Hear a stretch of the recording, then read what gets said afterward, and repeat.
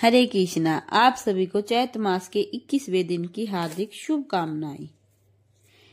इंद्र का यह वचन सुनकर कामदेव ने उनसे कहा, हे इंद्र, मैं अभी आपका मनोवांछित कार्य करूंगा। यदि वे दोनों मुनि विष्णु, शिव, ब्रह्मा अथवा सूर्य किसी का ध्यान करते होंगे तो वे हमारे वश में हो जाएंगे। मैं केवल कामराज महाबीज कली का अपने मन में चिंतन करने वाले देवी भक्त को वश में करने में किसी प्रकार भी समर्थ नहीं हूँ। यदि वे भक्ति भाव से महाशक्ति स्वरूपा देवी की उपासना में लगे होंगे तो मेरे बाणों का प्रभाव उन तपस्वियों पर नहीं होगा। इंद्र बोले, हे महाभाग, जाने के लिए उगत इन सभी के साथ तुम वहां जाओ। यद्यपि मेरा यह कार्य अत्यंत दुस्साध्य है, फिर भी तुम इस हितकर तथा उत्तम कार्य को पूर्ण कर ही लोगे। व्यास जी बोले, इस प्रकार इंद्र का आदेश पाकर वे लोग पूरी तैयारी के साथ उस स्थान पर गए जहां वे धर्मपुत्र नर नारायण कठोर तपस्या कर रहे थे। व्यास जी बोले, सर्वप्रथम उस पर्वत श्रेष्ठ गंधमादन पर्वत पर वसंत पहुंचा। उस पर्वत पर स्थित सभी वृक्ष पुष्पित हो गए और उन पर भंवरों का झुंड मंडराने लगा। आम, मोलश्री, रम्य, तिलक, सुंदर, साल, ताल, तमाल तथा महुए ये सब के सब फूलों से सुशोभित हो गए। वृक्षों की डालियों पर कोयलों की मनोहारिणी कुकू आरंभ हो गई।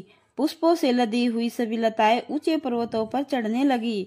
सभी प्राणी अपनी अपनी भार्याओं में प्रेमासक्त हो गए और मत होकर परस्पर क्रीड़ा करने लगे। मंद सुगंध युक्त तथा सुखद स्पर्श वाली दक्षिणी हवाएं चलने लगी। उस समय मुनियों की भी वृत्तियां अतीव चंचल हो उठी। तत्पश्चात अपनी भार्या रति के साथ कामदेव भी अपने पंच बाणों को छोड़ता हुआ तत्काल बद्रिकाश्रम पहुंचकर वहां रहने लगा। संगीत कला में अत्यंत प्रवीण रंभा और तिलोत्तमा आदि अप्सराएं भी उस रमणीक बद्रिका आश्रम में पहुंचकर स्वर तथा तान में आबद्ध गीत गाने लगी। उस मधुर गायन कोकिला की कू तथा समूहों का गुंजार सुनकर उन दोनों मुनिवरों का ध्यान भंग हो गया।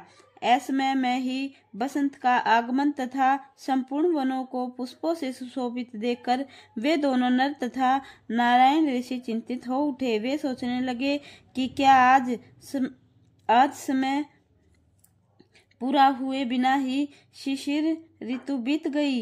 इस समय तो समस्त प्राणी काम से पीड़ित होने के कारण अत्यंत विहिल दिखाई पड़ रहे हैं। काल के स्वभाव तथा नियम में यह अद्भुत परिवर्तन आज कैसे हो गया। विस्मयक कारण विस्फारित नेत्रों वाले मुनि नारायण नर से कहने लगे। नारायण बोले, हे भाई, देखो, ये सभी वृक्ष पुष्पों से लदे हुए सुशोभित हो रहे हैं। इन वृक्षों पर कोयलों की मधुर ध्वनि हो रही है तथा भंवरों की पंक्तियां विराजमान हुई हैं। हे मुने, यह बसंत रूपी सिंह अपने पलाश पुष्प रूपी तीखे नाखूनों से शिशिर रूपी भयानक हाथी को विदीर्ण करता हुआ यहाँ आ पहुंचा।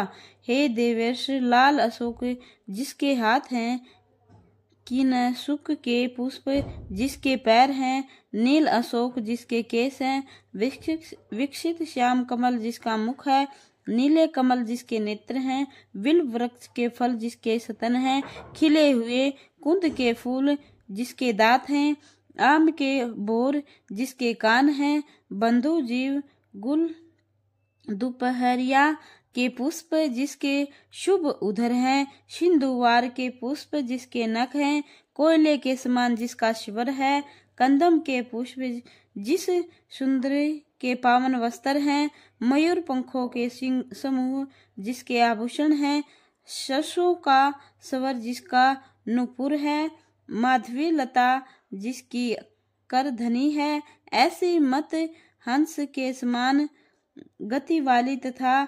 इंदगु के पत्तों को रोम स्वरूप धारण की हुई बसंत श्री इस बद्री का आश्रम में छाई हुई है।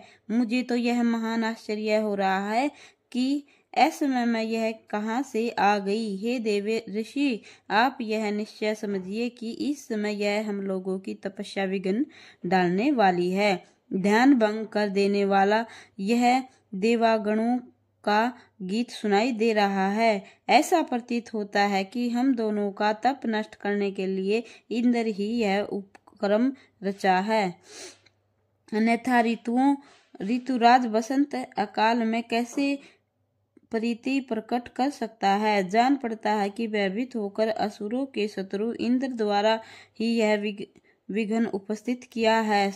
सुरभित शीतल एवं मनोहर हवाएं चल रही हैं। इसमें इंद्र की चाल के अतिरिक्त अन्य कोई कारण नहीं है। विपर वर विभु भगवान नारायण ऐसा कह ही रहे थे कि कामदेव आदि सभी दिखाई पड़ गए। भगवान तथा नारायण ने उन सबको प्रत्यक्ष देखा और उन दोनों के मन में महान आश्चर्य हुआ। कामदेव, मेनका, रंभा, तिलोत्तमा, पुष्पगंधा, सुकेशी, महाश्वेता, मनोरमा, परम द्वारा, गीतज्ञ तथा सुंदर हास्य करने वाली चंद्रप्रभा, कोकिल के समान आलाप करने वाली सोमा, विद्युतमाला, अंबुजागी और कंचन, इन्हें तथा अन्य भी बहुत सी सुंदर अप्सराएं नर नारायण अपने पास उपस्थित देखा। उनकी संख्या 16,050 थी। कामदेव की इस विशाल सेना को देखकर वे दोनों मुनि चकित हो गई।